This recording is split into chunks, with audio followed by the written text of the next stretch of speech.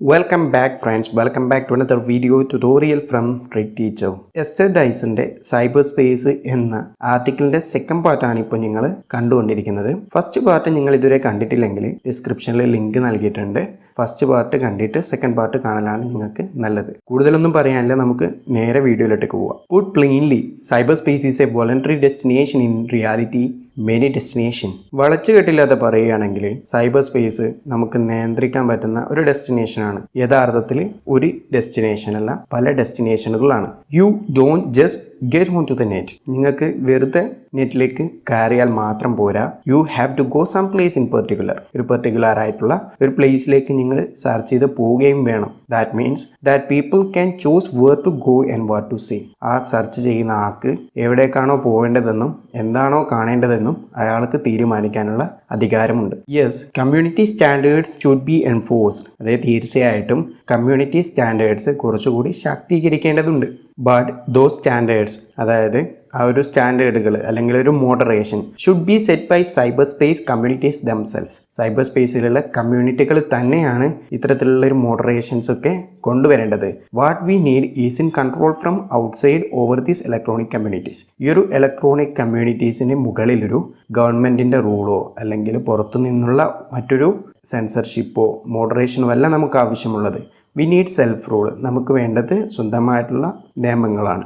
What makes cyber space so alluring is, cyber സ്പേസിനെ വളരെ attractive ആക്കുന്നത് is precisely the way in which it's different from shopping malls, television, highways and other terrestrial jurisdiction. Shopping മാളുകൾ, television, highway റോഡുകൾ അല്ലെങ്കിൽ മറ്റേതെങ്കിലും ഭൗമിക അതിർത്തികൾ എന്നിവയിൽ നിന്നൊക്കെ അതൊരു വ്യത്യസ്തമായിട്ടുള്ളൊരു വഴിയിലൂടെയാണ് പ്രവർത്തിക്കുന്നത് എന്നത് തന്നെയാണ്.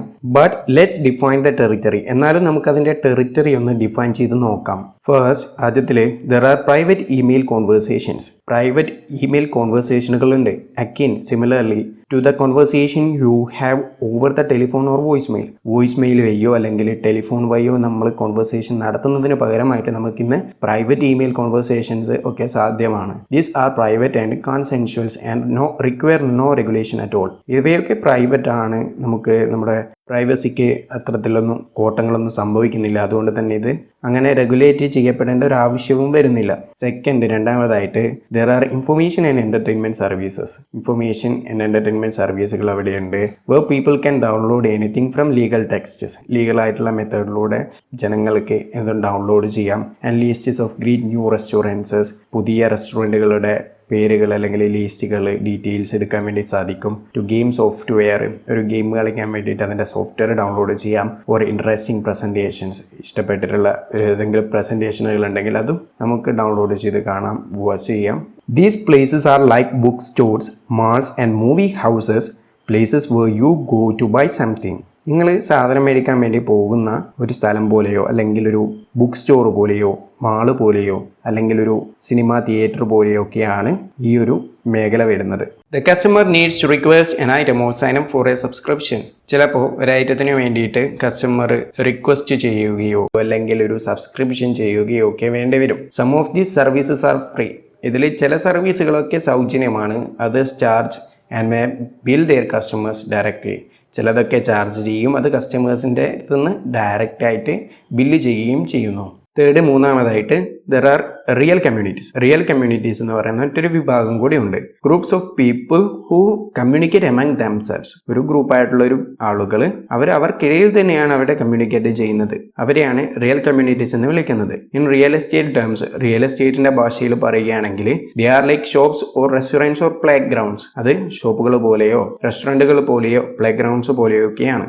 Each active participant contributes to a general conversation generally through postal messages. Real കമ്മ്യൂണിറ്റിന് ഒരു എക്സാമ്പിൾ ആയിട്ട് വേണമെങ്കിൽ നമുക്ക് വാട്സപ്പിനെ എടുക്കാം. വാട്സപ്പിൽ നമ്മളൊരു ഗ്രൂപ്പ് ചാറ്റ് ചെയ്യുമ്പോൾ അതിലുള്ള പാർട്ടിസിപ്പൻസ് ആ ഒരു കാര്യത്തിന്, നമ്മളിപ്പോൾ ചർച്ച ചെയ്തുകൊണ്ടിരിക്കുന്ന ഒരു കാര്യത്തിന് റിപ്ലൈസ് കാര്യങ്ങളൊക്കെ തരുന്നുണ്ടല്ലോ, അതൊക്കെ തന്നെയാണ് ഇതിൽ പറയുന്നത്. Other participants may simply listen or watch. ചിലപ്പോൾ നമ്മുടെ വാട്സപ്പിൽ നമ്മളൊരു മെസ്സേജ് ഇട്ടാൽ 1-2 ആൾക്കാർ ചിലപ്പോൾ അതിന് റിപ്ലൈ ഒക്കെ തരും. ചില ആൾക്കാർ അത് കാണും, ജസ്റ്റ് അത് വാച്ച് ചെയ്ത് അത് ലിസൺ ചെയ്തിട്ട് പോകും. Some are supervised by a moderator. ചിലതൊക്കെ മോഡറേറ്റേഴ്സ് ഗ്രൂപ്പിലുണ്ടാവും. വാട്സപ്പിന് തന്നെ എടുത്തു പറയുകയാണെങ്കിൽ വാട്സപ്പിലെ ഗ്രൂപ്പ് അഡ്മിൻ ഒരു മോഡറേറ്ററാണ്.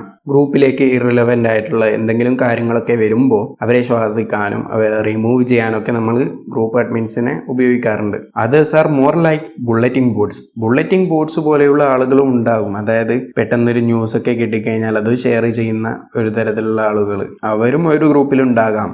Anyone is free to post anything. ആർക്കും എന്തും പോസ്റ്റ് ചെയ്യാനുള്ള ഫ്രീഡം ഉണ്ട്. Many of these services started out under moderated. ഇത്തരത്തിലുള്ള പല സർവീസുകളും സ്റ്റാർട്ട് ചെയ്തത് മോഡറേഷനുകൾ ഒന്നും തന്നെ ഇല്ലാതെയാണ്. But are now imposing rules. പക്ഷെ ഇപ്പോൾ അവര് ഒരു റൂളുകൾ കൊണ്ടുവരുന്നുണ്ട്. To keep out unwanted advertising. ആവശ്യമില്ലാത്ത അഡ്വർടൈസ്മെന്റുകളെ ഒഴിവാക്കാൻ വേണ്ടിയിട്ട്, എക്സ്ട്രാനിയസ് ഡിസ്കഷൻസുകൾ ഒഴിവാക്കാൻ വേണ്ടിയിട്ട്. എക്സ്ട്രാനിയസ് ഡിസ്കഷൻസ് എന്ന് പറഞ്ഞാൽ വേണ്ടാത്ത ഡിസ്കഷൻസുകൾ. Or increasingly rude participants. മോശപ്പെട്ട ആളുകൾ ഉണ്ടാവും, പാർട്ടിസിപ്പൻസ് ഉണ്ടാവും. അവരെയൊക്കെ ഒഴിവാക്കാൻ വേണ്ടിയിട്ട് ഒരുപാട് മോഡറേഷനുകൾ വന്നിട്ടുണ്ട്. നമ്മൾ വാട്സപ്പിന്റെ കാര്യം തന്നെ എടുത്തു നോക്കുകയാണെങ്കിൽ വാട്സപ്പ് സ്റ്റാർട്ട് ചെയ്യുന്ന സമയത്ത് ഇന്നത്തെക്കാൾ കൂടുതലായിട്ട് ഫ്യൂച്ചേഴ്സുകൾ ഉണ്ടായിരുന്നു. നമുക്കൊരു മെസ്സേജ് വേണമെങ്കിൽ 1000 പേർക്കും ഷെയർ ചെയ്യാനുള്ള ഒരു ഓപ്ഷൻ ഉണ്ടായിരുന്നു. അത് ഇന്ന് ഒരു സമയത്ത് 5 പേർക്ക് അല്ലെങ്കിൽ 10 പേർക്ക് എന്ന രീതിയിലൊക്കെ മാറി. അങ്ങനെ ഒരുപാട് റെസ്ട്രിക്ഷൻസുകൾ ഇന്ന് വന്നിട്ടുണ്ട്. ഇങ്ങനെയുള്ള ഓരോരോ ഫേക്ക് മെസ്സേജുകൾ തടയുക എന്നുള്ള ഉദ്ദേശത്തിലൊക്കെ.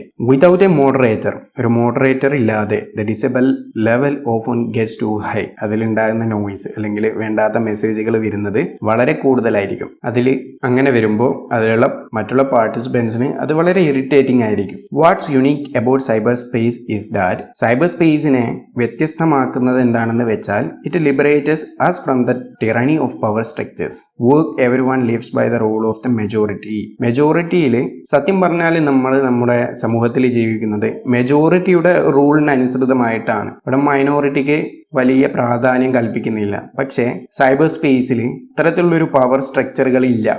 എല്ലാവരും സമന്മാരാണ്. In a democracy minority groups and minority preferences tend to get squeezed out. ഒരു ഡെമോക്രാറ്റിക് ആയിട്ടുള്ള ഒരു സ്ഥലത്താണെങ്കിൽ, ഡെമോക്രസി എന്ന് പറയുമ്പോൾ തന്നെ ഒരു ലീഡറിനെ സെലക്ട് ചെയ്യുന്നത് അവിടുത്തെ മെജോറിറ്റി ഗ്രൂപ്പ്സ് ആണ്. അപ്പോൾ മൈനോറിറ്റി ഗ്രൂപ്പ്സിന്റെ പ്രിഫറൻസുകൾ, ഇഷ്ടങ്ങൾ പലപ്പോഴും തള്ളപ്പെടുകയാണ് ചെയ്യുന്നത്. Whether they are minorities of race. ചിലപ്പോൾ അവർ ജന്മം കൊണ്ട് black and white, stout and tall, അങ്ങനെ പല കാസ്റ്റുകൾ, അതിനൊക്കെ അനുസരിച്ചിട്ട് മൈനോറിറ്റീസ് ആയിരിക്കാം. അല്ലെങ്കിൽ കൾച്ചറിനനുസരിച്ചിട്ട്, അല്ലെങ്കിൽ ഇൻഡിവിജ്വൽ ടേസ്റ്റ് അഥവാ അഭിരുചികൾക്ക് അനുസരിച്ചിട്ട് ഒരു മൈനോറിറ്റീസ് ആയിരിക്കാം. നമ്മുടെ റിയൽ ലൈഫിൽ യഥാർത്ഥത്തിൽ നമ്മൾ അവരെ എന്നും കൃത്യമായിട്ട് പരിഗണിക്കാറില്ല. പക്ഷേ സൈബർ സ്പേസിൽ എല്ലാവർക്കും അവരുടേതായ ഒരു ഇടമുണ്ട്. Cyber space allows communities of any size and kind to flourish. ഏത് രീതിയിലും ഏത് സൈസിലുമുള്ള ഏത് കമ്മ്യൂണിറ്റീസിനെയും വളരുവാൻ വേണ്ടിയിട്ട് സൈബർ സ്പേസ് സഹായിക്കുന്നുണ്ട്, അലോ ചെയ്യുന്നുണ്ട്. In cyber space communities are chosen by the users. Cyber സ്പേസിൽ കമ്മ്യൂണിറ്റികളെ സെലക്ട് ചെയ്യുന്നത് യൂസേഴ്സ് തന്നെയാണ്. Not forced on them by accidents of geography. പക്ഷേ റിയൽ ലൈഫിൽ നമ്മൾ ജനിക്കുന്ന നമ്മുടെ ചുറ്റുവട്ടത്തിലെ നിയമങ്ങൾ അനുസരിച്ചിട്ടാണ് നമ്മൾ ജീവിക്കുന്നത്. അത്തരത്തിലുള്ളൊരു നിയന്ത്രണങ്ങളോ നിയമങ്ങളോ cyber സ്പേസിലില്ല.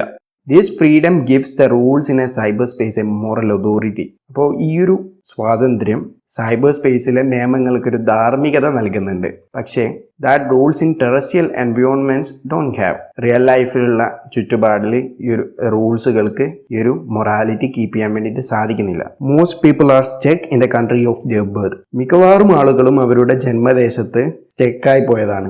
But if you don't like the rules of a cyber space community, നിങ്ങൾക്ക് ആർക്കെങ്കിലും സൈബർ സ്പേസ് കമ്മ്യൂണിറ്റിയിലെ റൂൾസുകൾ ഇഷ്ടമല്ലെങ്കിൽ you can just sign off. നിങ്ങൾക്ക് അവിടെ നിന്നും സൈൻ ഓഫ് ചെയ്ത് പോകാം. Love it or leave it. നിങ്ങൾക്ക് അത് ഇഷ്ടപ്പെടാം, അല്ലെങ്കിൽ അത് ഒഴിവാക്കാം. നമ്മൾ നമ്മുടെ റിയൽ ലൈഫിൽ ഒരു സ്ഥലത്ത് ജനിച്ചു പോയാൽ ചിലപ്പോൾ അവിടുത്തെ നിയമങ്ങൾ നമുക്ക് മാറ്റാൻ വേണ്ടിയിട്ട് സാധിക്കില്ല. അവിടുത്തെ നിയമങ്ങൾക്ക് അനുസൃതമായിട്ട് നമ്മൾ ജീവിക്കേണ്ടി വരും. പക്ഷേ നമുക്ക് സൈബർ സ്പേസിലെ ഏതെങ്കിലും ഒരു കമ്മ്യൂണിറ്റി നമ്മൾ ഫോളോ ചെയ്യുന്ന ഒരു കമ്മ്യൂണിറ്റിയിൽ നമുക്ക് അവിടുത്തെ നിയമങ്ങൾ ഇഷ്ടപ്പെട്ടില്ലെങ്കിൽ നമുക്കത് ഒഴിവാക്കാൻ വേണ്ടിയിട്ടുള്ള സ്വാതന്ത്ര്യമുണ്ട് എന്നാണ് ഇവിടെ പറയുന്നത്. What is likely to happen in cyber space is the formation of new communities. ഇപ്പോൾ സൈബർ സ്പേസിൽ ഇനി നടക്കാൻ പോകുന്ന മാറ്റം എന്താണെന്ന് വെച്ചാൽ ഒരുപാട് പുതിയ പുതിയ കമ്മ്യൂണിറ്റീസുകളുടെ വരവാണ്. Free of the constraints that cause conflict on earth. ഭൂമിയിൽ പ്രശ്നങ്ങൾ ഉണ്ടാക്കുന്ന തടസ്സങ്ങളെ ഒഴിവാക്കിക്കൊണ്ടുള്ള ഒരുപാട് കമ്മ്യൂണിറ്റീസുകൾ. വി വിൽ ഹാവ് ഇൻവെൻറ്റഡ്, നമ്മൾ കണ്ടുപിടിച്ചിട്ടുണ്ട്, another world of self contained communities. മറ്റൊരു ലോകം, സെൽഫ് കണ്ടെയ്ൻഡ് നമ്മളൊക്കെ ഉൾക്കൊള്ളിക്കുന്ന ഒരു കമ്മ്യൂണിറ്റീസിൻ്റെ മറ്റൊരു ലോകം. That cater to their own members' inclination. അതിലുള്ള മെമ്പേഴ്സ് അതിനെ ഫോളോ ചെയ്യുന്ന ആ ഒരു കമ്മ്യൂണിറ്റീസിനെ ഫോളോ ചെയ്യുന്നവരുടെ ചായ്വുകൾക്ക് വളം വെച്ചു കൊടുക്കുന്ന പ്രോത്സാഹിപ്പിക്കുന്നതായിട്ടുള്ള ഒരു കമ്മ്യൂണിറ്റിയാണ്. Without interfering with anyone else's. മറ്റൊരു കമ്മ്യൂണിറ്റിയിലെ കാര്യങ്ങളെ ഇൻ്റർഫിയർ ചെയ്യാത്ത ഒരു കമ്മ്യൂണിറ്റി ആയിട്ട്. We will be able to test and evolve rules. നമുക്ക് സൈബർ സ്പേസിൽ ഓരോ റൂൾസുകൾ ടെസ്റ്റ് ചെയ്യുകയും അത് ഉണ്ടാക്കി കൊണ്ടുവരാനും കഴിയും. What needs to be governed. അപ്പോൾ നിയന്ത്രിക്കേണ്ട കാര്യങ്ങൾ നമുക്ക് സൈബർ സ്പേസിൽ നിയന്ത്രിക്കാൻ വേണ്ടിയിട്ട് റൂളുകൾ ഉണ്ടാക്കി കൊണ്ടുവരാൻ സാധിക്കും. Intellectual property, content and access control, rules about privacy and free speech. അപ്പോൾ ഒരുപാട് റൂളുകൾ സൈബർ സ്പേസിൽ വരേണ്ടതുണ്ട്. ഇൻ്റലക്ച്വൽ പ്രോപ്പർട്ടി എന്ന് പറയുമ്പോൾ IP, അതിൽ വരുന്നതാണ് പാറ്റൻറ്റ്, അതേപോലെ കോപ്പിറൈറ്റ്, അങ്ങനെയുള്ള കാര്യങ്ങളൊക്കെ. പിന്നെ നമ്മൾ ഇടുന്ന ഒരു പോസ്റ്റ് ആർക്കൊക്കെ കാണണം എന്നുള്ളതൊക്കെ കണ്ടന്റ് ആൻഡ് ആക്സസ് കൺട്രോളിൽ വരുന്നതാണ്. അതേപോലെ റൂൾസ് അബൌട്ട് പ്രൈവസി, ഇടുന്ന ആളുടെ ഡീറ്റെയിൽസ് കാര്യങ്ങളൊക്കെ എത്രത്തോളം പോകാം എന്നതും അതിനൊക്കെയുള്ള റൂൾസ്. പിന്നെ ഫ്രീ സ്പീച്ച്, നമുക്ക് ഫേസ്ബുക്കിലൊക്കെ നമുക്ക് ഇഷ്ടമുള്ള എന്ത് കാര്യം വേണമെങ്കിലും നമുക്ക് പാട്ട് പാടാം, നമുക്ക് പ്രസംഗിക്കാം, നമുക്ക് ക്രിറ്റിസിസം നടത്താം, എന്തും ചെയ്യാം. പക്ഷെ അതിനൊക്കെ ഒരു ലിമിറ്റേഷൻസ് കാര്യങ്ങൾ വെക്കേണ്ടതുണ്ട്. മറ്റൊരാളുടെ അവകാശങ്ങളെ ലംഘിക്കുന്ന രീതിയിലേക്ക് അത് വൈമാറാൻ വേണ്ടിയിട്ട് പാടില്ലല്ലോ. അപ്പോൾ അതിനൊക്കെ ഒരു റൂളുകൾ നമുക്ക് ടെസ്റ്റ് ചെയ്തിട്ട് ഉണ്ടാക്കിയെടുക്കാവുന്നതാണ്. ഇൻ ദ എൻഡ്, അവസാനത്തിൽ അവർ society needs to grow up. നമ്മുടെ സമൂഹം വളരേണ്ടതുണ്ട്. ഗ്രോയിങ് അപ്പ് മീൻസ്, അതായത് വളർച്ച എന്ന് വെച്ചാൽ understanding that there are no perfect answers. നമ്മൾ മനസ്സിലാക്കേണ്ടതുണ്ട് എല്ലാത്തിനും കൃത്യമായിട്ടുള്ള ആൻസറുകൾ ഇല്ല എന്നത്. No all purpose solutions. എല്ലാ ആവശ്യങ്ങൾക്കും സൊല്യൂഷനുകളും ഇല്ല. We haven't created a perfect society on earth. നമ്മൾ ഭൂമിയിൽ ഒരു കൃത്യമായിട്ട് പെർഫെക്റ്റ് ആയിട്ടുള്ള ഒരു സൊസൈറ്റിയെ ഒന്നും വാർത്തെടുത്തിട്ടില്ല.